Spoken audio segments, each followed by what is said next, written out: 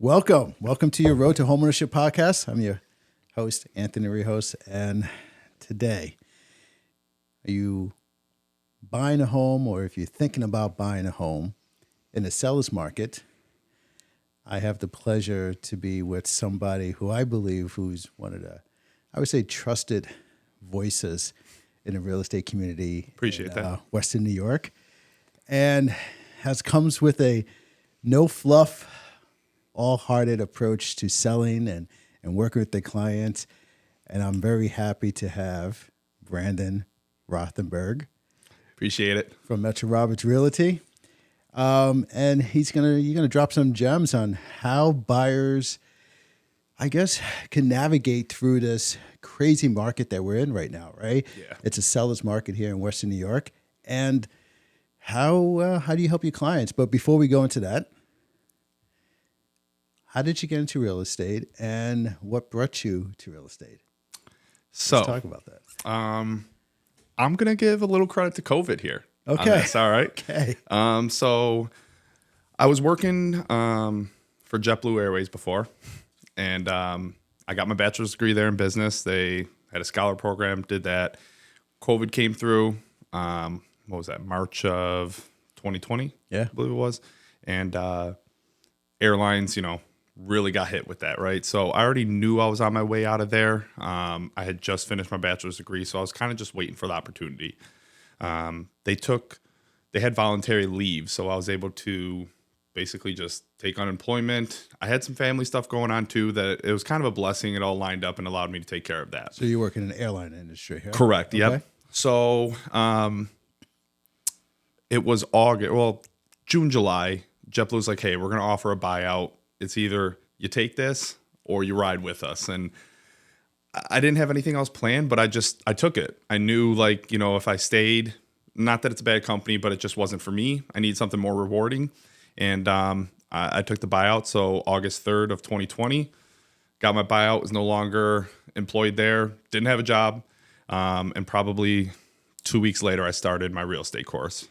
So what pulled you into real estate? Like, what was the draw? So a little bit of it actually was Jim Roberts. So my sister-in-law was selling a house. She reached out to Jim and had Erica French go over there to kind of, walk through. She is now licensed, but wasn't licensed at the time. And Jim was just like talking to her like, hey, like anybody, he's here to motivate you. And, he sees the good in everybody and the potential. So he was like, Tiffany, I think you should, get your license and da-da-da, And she was telling me that. And I just maybe I should give it a try too. My dad was always in sales, mortgages, stuff like that. And for the longest time, I'll just do labor, I don't mind it, but it takes a toll on your body. And I just started the course, got it done. I mean, I had, I think I got it done 4 weeks. October 1st, I signed up at Metro, and that's been it. Yeah. So I worked there part-time for a year at Metro. I signed up at T-Mobile too for a year, and after 1 year at T-Mobile, I'm like, I need to jump in full time and see what happens. And now I'm on my 5th year, 4 years full time, not looking back, and I love the decision. So that first year, how was it? What were some of your challenges you had? So it was tough balancing, anything in this job. We're 1099, so it's all on us to get out there to market ourselves. And when you're the new guy, trying to convince people to buy, sell with you. It's just, that's what you have to fight. I mean, younger and all of that. So my first deal was actually with my sister-in-law, got her and her husband a new house. And from there, I have a good sphere of influence. I think I have very supportive family and friends and stuff like that. And I'm kind of blessed in that sense. So I just kept marketing myself using social media. I'm not the best at social media, but it's free marketing. Yeah, so it is, between that, family, friends, sharing all of that, I've been able to really work my sphere. And my first year as a part-time agent, I was able to do 2.6 million. And smokes. Yeah. And it's just, T-Mobile was a good job, but I had to put my focus into real estate if I knew that's what I wanted to do. So I jumped in, and each year I've been improving since then. I mean, this year so far, I'm having a really good start to the year, and could be my best year yet. But it just, I love it. I think I looked up. You had like over 90 transactions so far, right? Yeah, I've done a good amount. I've sold over 20 million in real estate in 5 years now. Wow, that's great. Yeah, so it's it's nice that too, but what I really like is just being able to help people, like Yeah. getting that first time home buyer a home when they finally realize that it can happen. Like, as cliche as it sounds, it's an awesome feeling to see that smile on them people. And I work with investors and stuff too, and that's a different mindset. That's more the business transactional, but it's cool to see both sides of that too. So Western New York, we're in a seller's market, right? Yes. So what do you think buyers should expect coming into a market like this? Open-minded. Okay. I tell them, be open-minded to being able to put in some of that sweat equity into a house, right? It's always nice when you walk into a house and everything's shining, glowing, all of that done. But even when you get that house, you're going to be competing. And there's going to be something you're going to want to go in there and change, right? After you settle in. Of course. Yeah. So you've already spent top dollar and now you have to spend more money. Not a bad thing. Some people that works, it's fine. But I say be open to those houses that aren't as pretty, you could say, right? But they're a solid house. You have your foundation, you have your electrical, you have your plumbing, hopefully a lot of windows updated, the roof, and you just need to put a facelift on it. That's where you get that equity. God forbid life happens, right? And you got to sell in the next year or two. You have equity built into there instead of being there at the top already. But for some people, they just don't want to deal with that. And you can get a good deal on a house still, all done, moving ready, But I say be open-minded to being able to do a little bit of work. What kind of things that buyers could do up front to get them prepared in a market like this? Pre-approval, right? Yeah. Giving your local loan officer, Anthony Rios, a you, call. thank you. Find out your numbers first. We all see 250, 300. We think we can afford that. But 250, 300 is much different in South Buffalo than it is out in Orchard Park, right? Your taxes play a factor. So I think understanding your budget and your finances are the most important thing first. Yeah. Then going into it after that, searching for homes, that's the fun part, right? You walk in, you look, all that. But if you know what your budget is, that I think is the most important thing, especially as prices continue to go up. Taxes are going to go up too. I always say if your monthly payment is already there and you're like, maybe it's not the best fit. Yeah. Just because you got to keep in mind, it is what it is. Taxes are going to go up and that payment will jump some, and you want to make sure that you're not strapped to your house and you can still live, your life and do things too. Yeah, people forget that, right? So people forget that you get into a mortgage, you find this home, your mortgage payment, say it's $1,500 a month. But in about 5 years, that payment will probably be closer to maybe 17, maybe $1,800. And people forget about taxes are going up. Yeah. Townships are reassessing everybody. Oh, yeah. Right? I think Amherst has got reassessed. Cheektowaga going through reassessment. Yep. The city of Dunkirk, down in Chautauqua County, right? Going through it. They're going through it as well. So everyone's going through that. So your payment will go up. And home insurance. Everything that's going on in the world, it's bringing up home insurance prices up and up and up, right? Oh, yeah. So your payment goes up, and people don't realize, man, holy smokes. Yeah. In about 2-3 years, my payment's going to go up. So have that in mind. And if you're going to get into a mortgage, always budget yourself, and you're spot on with that. So. Yeah. I try to tell them, if you can't afford an extra $100 to $200 on that payment, then maybe it's not the right fit, right? Yeah. We all, hopefully in 5 years, we're, making more money and stuff like that. But at the same time, prices are going to go up. It's just how it is. The world gets busier and fills up with more people. There's more demand for things. Prices will go up. So you just want to make sure you set yourself up for, in the next few years and make sure, in a year, you're not like, oh man, we're in too deep here, Let me ask you, so a couple things, getting pre-approval, right, up front. Yep. What is something that they could do to probably make their offer a little bit stronger, where they're not going to go in with a high bid, but they're going to have strong terms? Like, what are some of the things they could do? Yeah. So earnest money deposit, right? That's the down payment, right? Correct. It's your down payment, your good faith deposit that's handed over after attorney approval and your home inspection. And, it shows you got some skin in the game. So, let's just say your closing costs were 20,000, you put down 10, you're not paying additional, but you've already put up some of your closing costs. It gets pulled out at the end. Yeah. So when you have offers that are tight, you get 5 offers on a house and 2 or 3 of them are very similar.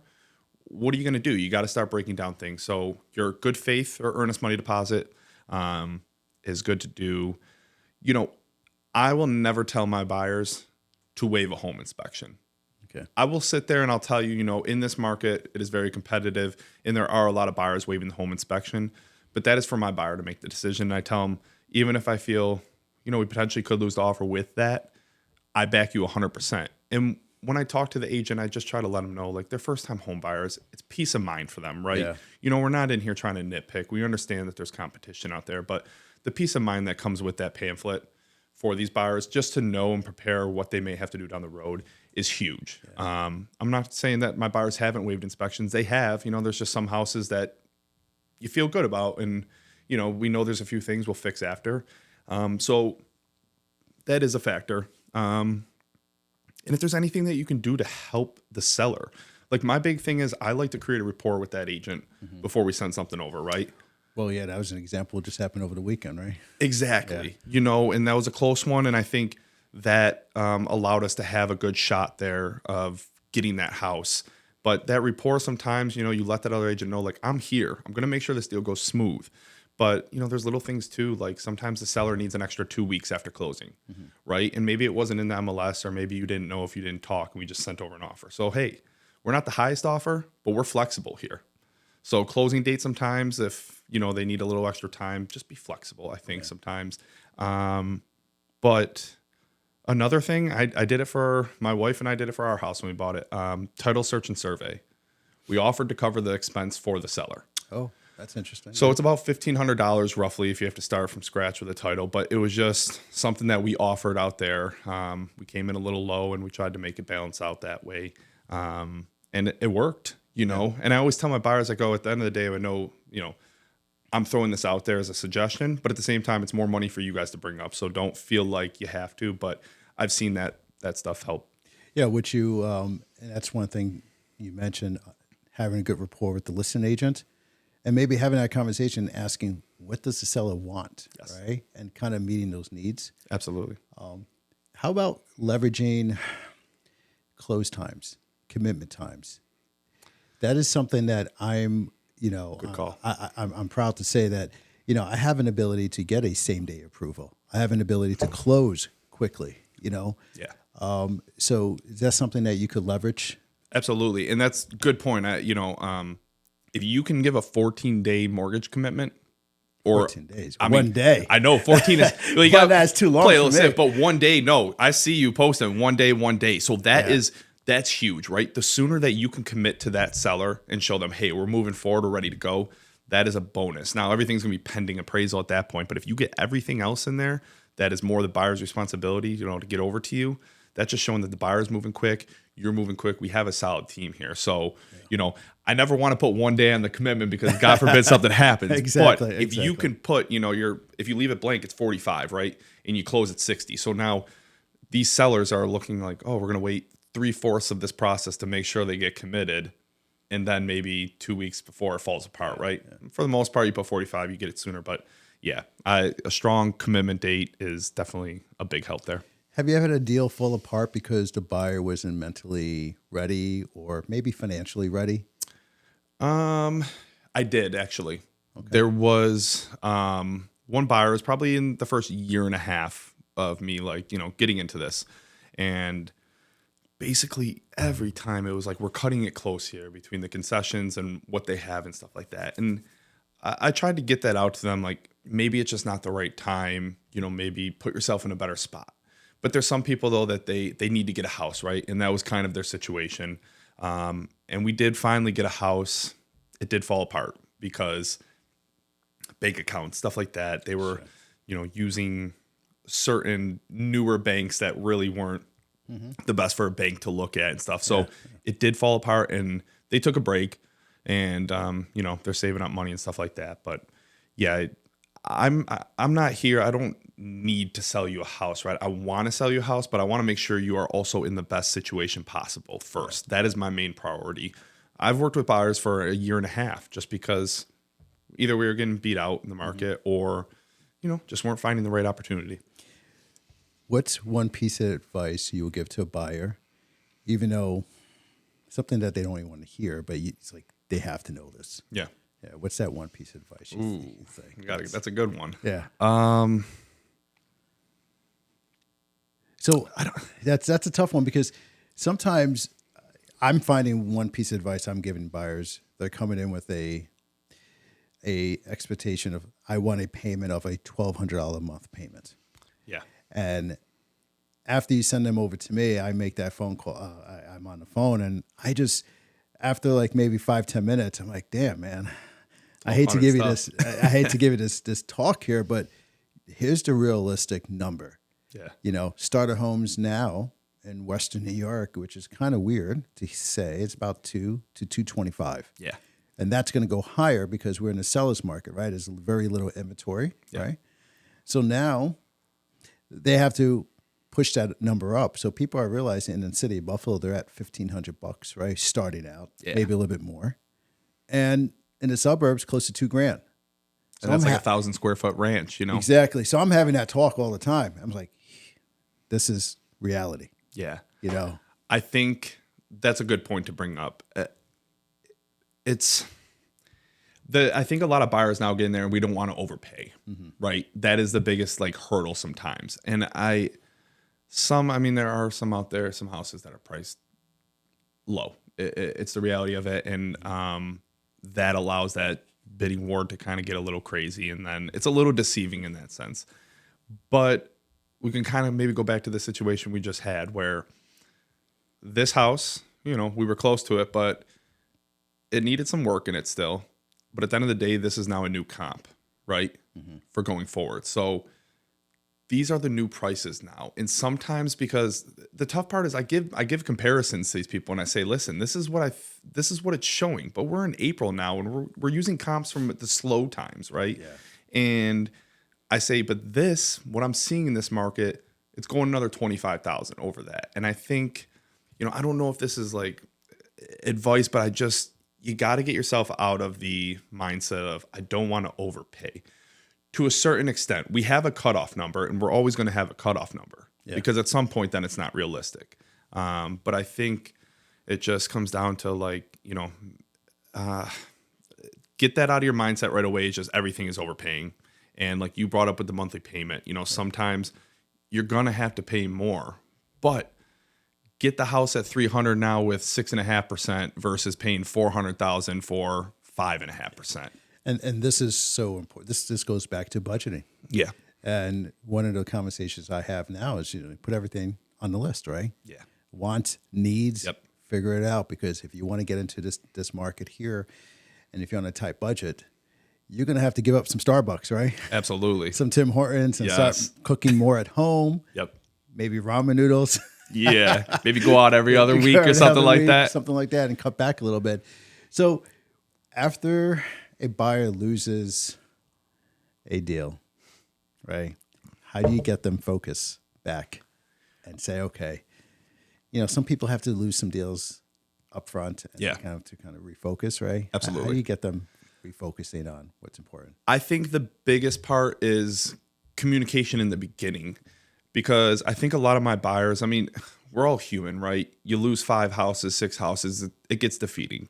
But I think if you're clear with them up front about, I always say it's challenging out there, but it's not impossible to get a house or get a good deal still or get something that fits you. So I think if you set them up in the beginning, most of the time after we talk, they get it. Feedback helps. I love the agents that give me feedback. And, I understand you can't give me all the details sometimes, but, I get some agents that will break it down in the email, how many were conventional, FHA, stuff like that. Being able to give that info back to your buyer, they understand it more rather than just saying, hey, you gave 75,000 over asking and you still lost. And that's it. That's all I got for you. Yeah. So I can't always give them feedback, if I don't get any, but I think feedback and just, we're on to the next house. And for the most part, that usually seems to keep them going. But a lot of buyers don't realize how much work you do behind the scenes. Yeah. Right. You just mentioned a couple of things with feedback, but they just think you just selling a house. You're just, it's more than that, right? So what are some of the things that maybe buyers won't realize what you do behind the scenes? Yeah, I mean, it's more of the connections that you try to create. If they love this house, I'm gonna sit here and I tell the agents, I'm like, listen, I'm gonna bug you. Okay, good. I know the deadline's coming up. Like, one thing for me is when I see a deadline, we all kind of do the same, right? The last 24 hours is when it gets wild. But I I reach out the night before, talk with that agent, try to get some feedback on what they're expecting. Talk to my clients, then we write up an offer based on what that agent has told me. So if they're expecting 5 to 7 offers, we're going to plan for that. But if the deadline is at 2:00 tomorrow, I tell my buyers, you send over the contract, you get it signed. I just don't want them rushing to sign everything.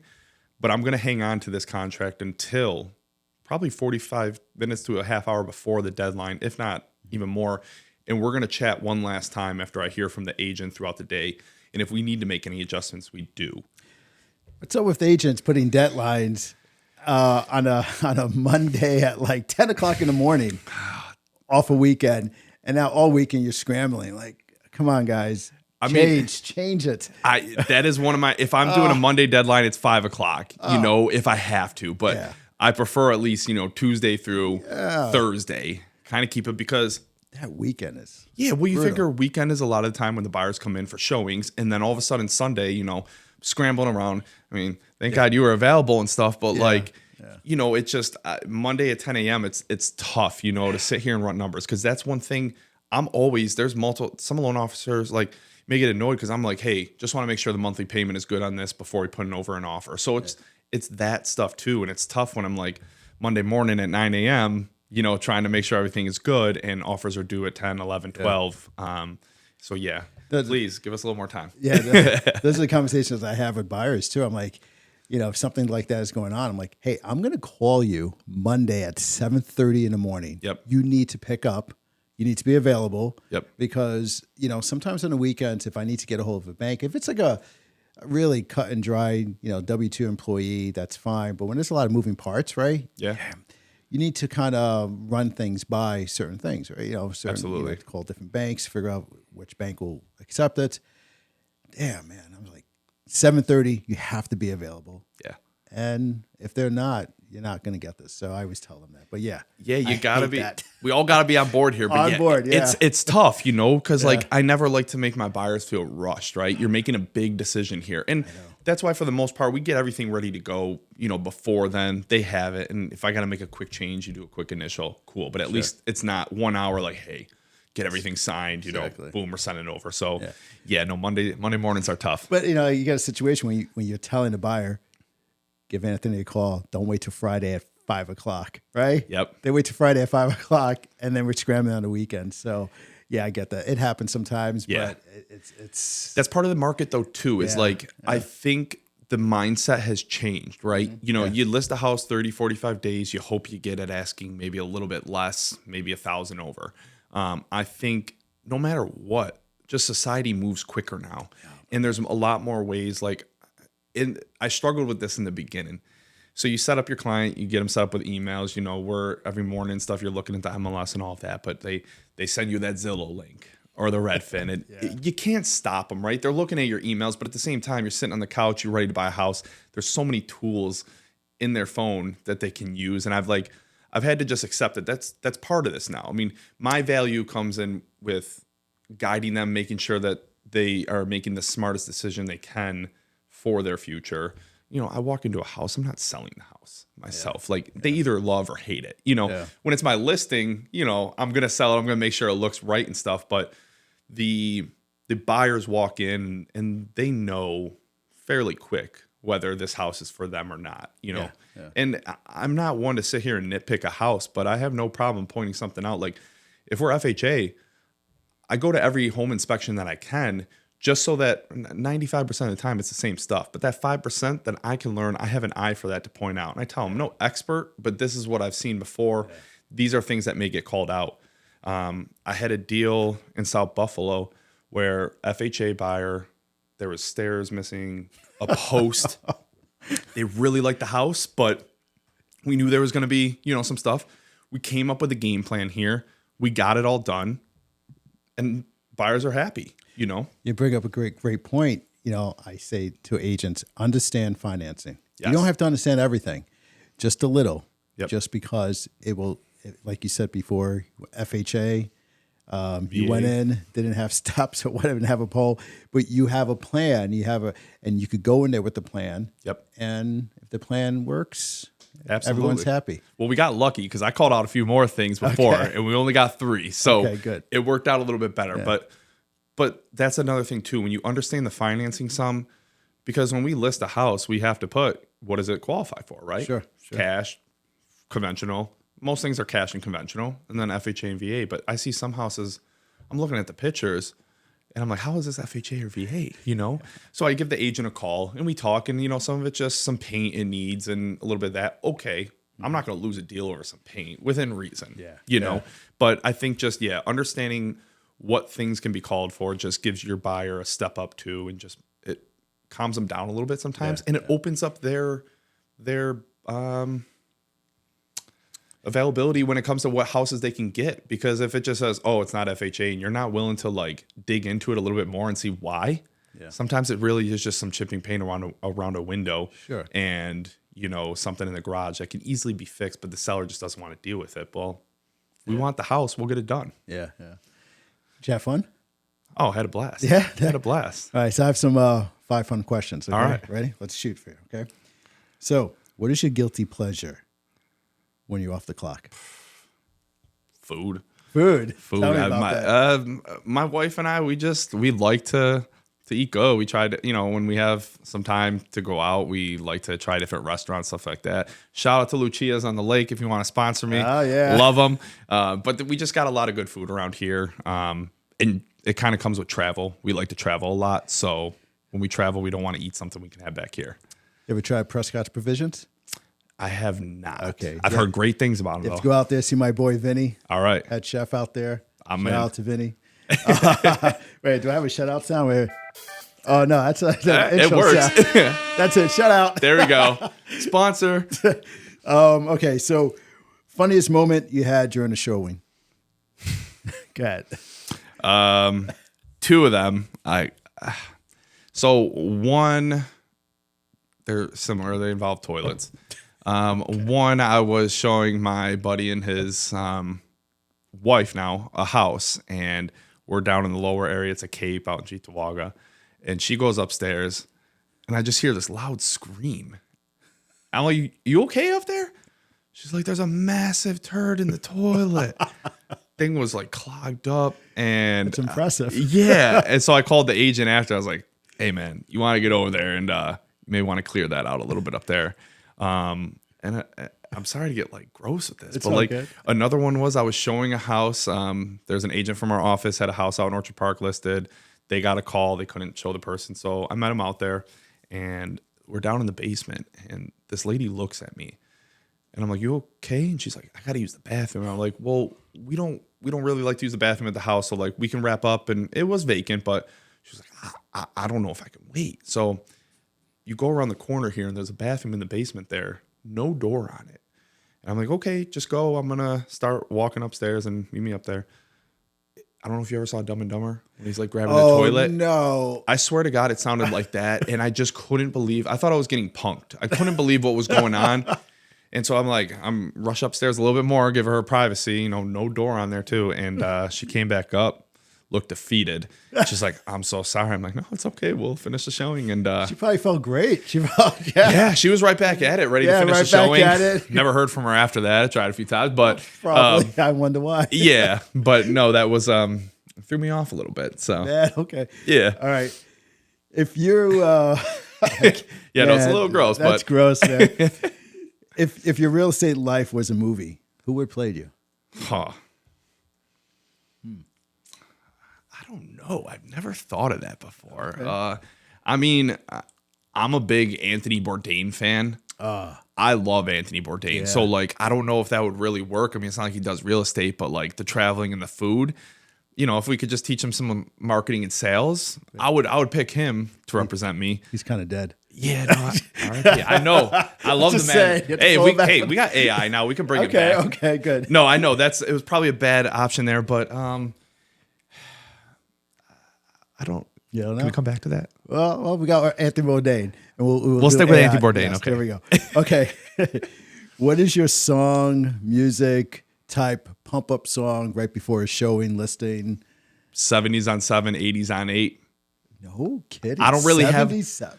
I don't really have a 70s? specific. I love my Fleetwood Mac. Oh, okay. I like Elton John. I like the Allman Brothers. I mean, Yeah. I'm Old soul. sometimes I just like I throw it on. I grew up. My dad loved it, and sometimes when, especially if I got like a nice cruise, I'm going out to like the country to do a showing, something like that. Yeah. I just put it on. Like, Okay. I'm very random with music. I feel like if it sounds good to me, I'll listen to it. But I'm a big oldies fan. That's old school. Yeah. Yeah. That's old school. Oh, Fleetwood Mac, Stevie Nicks, one of the best voices out there. Rock 70s, no disco. Yeah, disco, I've never really. Okay. Some of it maybe. Okay. But a little Michael Jackson 5 stuff. yeah. Nah. I mean, I respect Michael Jackson's talent, like Thriller, stuff like that was good. That's the 80s, yeah. Yeah, my mom was a big Michael Jackson fan growing up, so he was around as well. They had a lot of memorabilia and all that. But I'm gonna say like Fleetwood Mac, Steely Dan. Okay. There you go. Yeah, it's I love it. All right. So last one. What's one thing most people don't know about you? I don't know. I feel like I'm pretty open. Random fact: I was born with one kidney. Oh, okay. Maybe, yeah. That's a lot of people. Yeah. Yeah. So like growing up, I really wasn't allowed to play like contact sports, stuff like that, because of the fear. I tried to play lacrosse. I wanted to play, and the doctor made me like a kidney protector, but this thing was like half a bodysuit, and I'm like, I can't even run. I lean here, you're jabbing in my ribs. Okay. So random, but yeah. That's pretty cool. Yeah. So, well, how do people get a hold of you? My social media, Brandon Rothenberg Real Estate on Facebook, Instagram, Western New York Realtor 716. You can shoot me a call, give me a text, 716-771-6946. All right, cool, man. All right. Glad you came on. I'm glad you invited me. I appreciate it. Well, thank you. All right, no problem. Peace.